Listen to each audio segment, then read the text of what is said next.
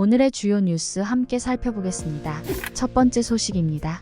반려견 훈련사 강영욱 보듬컴퍼니 대표가 직원들을 감시하고 괴롭혔다는 의혹들을 부인한 가운데 일부 해명 내용에 대한 재반박이 제기됐습니다. 보듬컴퍼니의 전 직원인 A씨는 강영욱의 보듬TV에 강 대표 부부의 해명 영상이 공개된 이후 JTBC 사건 반장을 통해 재반박에 나섰습니다. 강 대표가 욕설을 한 적이 없다고 해명한 것에 대해 A씨는 저는 심한 욕설을 들었으며 다른 직원들도 그랬다고 주장했습니다. 앞서 강 대표가 직원에게 숨도 쉬지 마라. 내가 숨 쉬는 것도 아깝다. 너는 벌레보다 못하다. 나가도 기어서 나가라 등의 폭언을 했다는 주장이 제기됐습니다. 강 대표는 이에 대해 저는 그런 말을 하지 않는다고 해명했지만 훈련 중 돌발 상황이 발생할 수 있어 큰 소리친 적은 있다고 인정했습니다. A씨는 벌레만도 못하다는 말을 들은 직원이 회사를 그만두고 싶어 했고 그 이야기를 주변에 했다고 덧붙였습니다. 강 대표는 55분 분량의 영상을 올려 자신을 둘러싼 여러 의혹을 반박했습니다. 배우자인 수잔 엘더 보듬컴퍼니 이사도 동석해 해명에 나섰습니다. 다만 직원 메신저를 불법으로 감시한 것에 대해서는 엘더 이사가 허락 없이 본 게 맞다고 인정했습니다. 그러나 2016년에서 2018년까지 근무한 전 직원 B씨는 아들을 욕한 적은 없다고 반박했습니다. 퇴직자에게 9,670원의 월급을 지급한 일과 관련해 강 대표 측은 매출의 일부를 인센티브로 받는 사업자 계약을 맺은 분이었는데 그분이 일을 그만둔 뒤에 환불이 많이 이뤄졌다고 해명했습니다. 이에 9,670원을 받은 당사자는 급여를 받고 모멸감을 느꼈다고 반박했습니다. 강 대표는 전 직원들이 회사에서 겪었던 일을 적은 게 알려지면서 논란의 중심에 섰습니다. 그는 이번 논란에 대해 좋은 소식을 드려야 하는데 불편한 소식들로 얼굴 비추게 돼서 죄송하다고 사과했습니다. 다음 뉴스입니다. 삼성전자가 엔비디아의 고대역폭 메모리 HBM을 납품하기 위한 테스트를 아직 통과하지 못했다고 로이터 통신이 보도했습니다. 삼성전자는 이에 대해 다양한 글로벌 파트너들과 테스트를 순조롭게 진행 중이라며 우려를 일축했습니다. 로이터 통신은 발열과 전력 소비 문제가 HBM3와 HBM3E 제품에 있다고 전했습니다.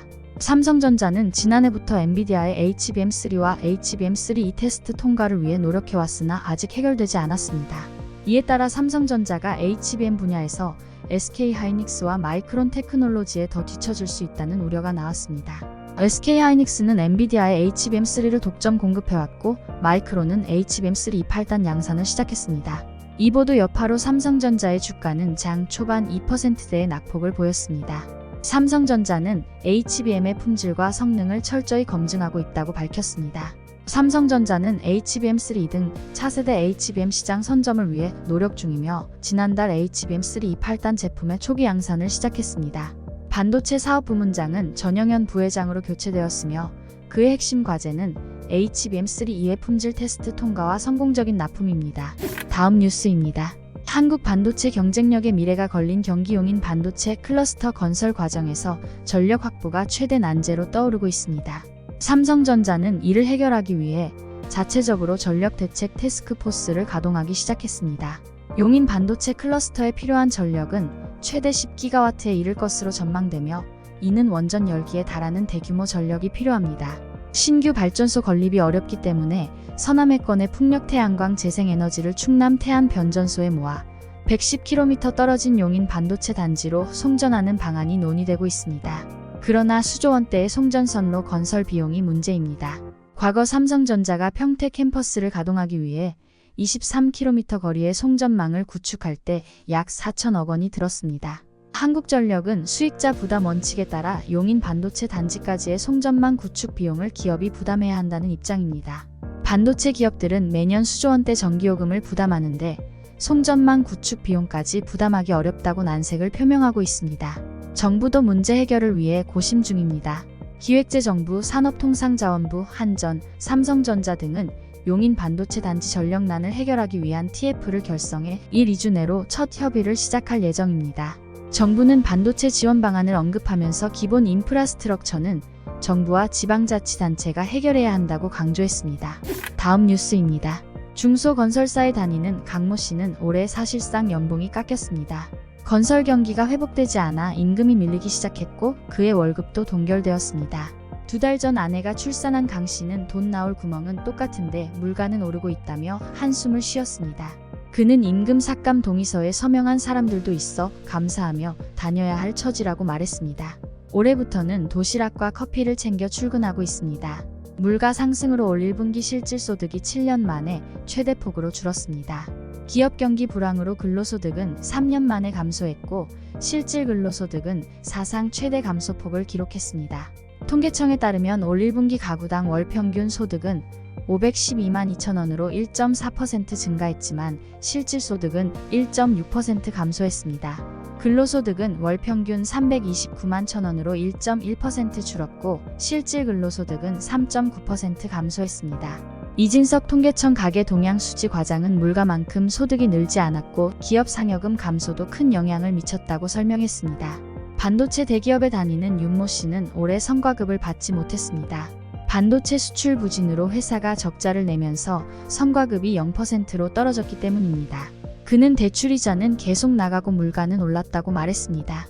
최근 2년간 가계 실질소득이 감소한 것은 물가 상승률이 소득 증가율을 초과했기 때문입니다. 영세 자영업자들의 소득도 감소했습니다. 물가 상승 압력으로 가계의 어려움이 계속될 것입니다. 통계청에 따르면 2024년 1분기 가계의 처분 가능 소득은 404만 6천 원으로 2년 전보다 4.8% 증가했지만 같은 기간 물가는 7.7% 올랐습니다. 공공기관에 근무하는 박모 씨는 올 들어 임금이 3% 올랐지만 물가 상승률을 따라가지 못했습니다. 그는 실수령액이 겨우 10만 원 올랐다며 외식 횟수를 줄였습니다. 소득 상위 20% 가구의 월 평균 소득은 1년 전보다 2.0% 줄었고 근로소득은 4.0% 감소했습니다.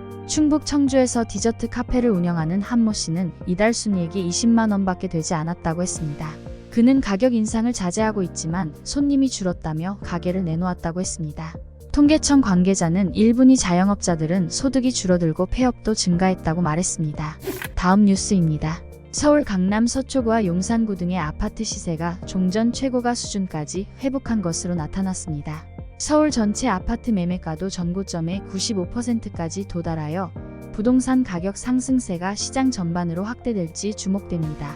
조사에 따르면 17일 기준 서울 강남구 아파트 평균 가격은 25억 8,135만 원으로 전고점의 99% 수준을 회복했습니다. 용산구는 18억 6,643만 원으로 전고점의 99% 수준, 서초구는 27억 7,147만 원으로 전고점의 98% 수준까지 올랐습니다. 송파구는 18억 6,473만 원으로 전고점의 93% 수준입니다. 종로구는 전고점의 98%, 영등포구와 양천구는 각각 전고점의 97% 수준까지 회복했습니다. 서울 전체의 가구당 매매가는 12억 9,921만 원으로 전고점의 95% 수준입니다. 그러나 중구 89%, 강동구 88%, 노원구 87%, 강북구 87%, 관악구 86%, 도봉구 85% 등은 상대적으로 회복이 느린 상태입니다. 부동산 전문가들은 고가 지역이 먼저 오르며 다른 지역으로 확산될 가능성이 있다고 보고 있습니다. 부동산 R114의 윤지혜 수석연구원은 고가 지역이 먼저 치고 나가고 나머지 지역이 따라간다며 노도강 지역도 결국 키 맞추기 현상을 보일 것이라고 말했습니다. 또 다른 부동산 조사기관 관계자는 강남과 강북의 주요 단지는 이미 전고점을 찍는 사례가 많다며 최근에는 주변 구축 아파트에서도 거래 문의와 실제 거래가 늘고 있다고 말했습니다. 다음 뉴스입니다. 고속도로 요금소를 통과할 때 하이패스 없이도 통행료를 무정차 납부할 수 있는 시스템이 시범 도입됩니다. 국토교통부와 한국도로공사는 번호판 인식 방식 스마트 톨링 시범 사업을 28일부터 1년 동안 추진한다고 밝혔습니다. 스마트 톨링 시스템은 번호판 인식 기술을 활용한 무정차 통행료 수납 시스템입니다. 현재 고속도로 통행료는 하이패스나 현장 결제 방식으로 납부하고 있습니다. 그러나 현장 수납을 위해 차량이 멈추거나 하이패스와 현장 수납차로 간 차선 변경 때문에 교통 정체가 발생하는 사례가 있었습니다. 번호판 인식 방식으로는 단말기가 없는 차량도 하이패스 차로를 이용해 정차 없이 요금소를 통과할 수 있습니다. 자동차 번호를 토대로 요금을 나중에 납부할 수 있습니다.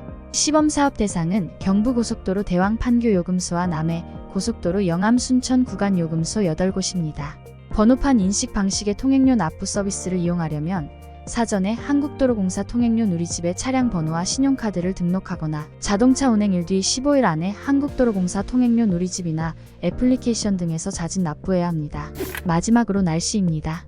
화요일인 내일은 전국적으로 쾌청한 하늘이 드러나겠으며 내륙을 중심으로 아침 기온이 10도 아래로 떨어져 쌀쌀하겠습니다.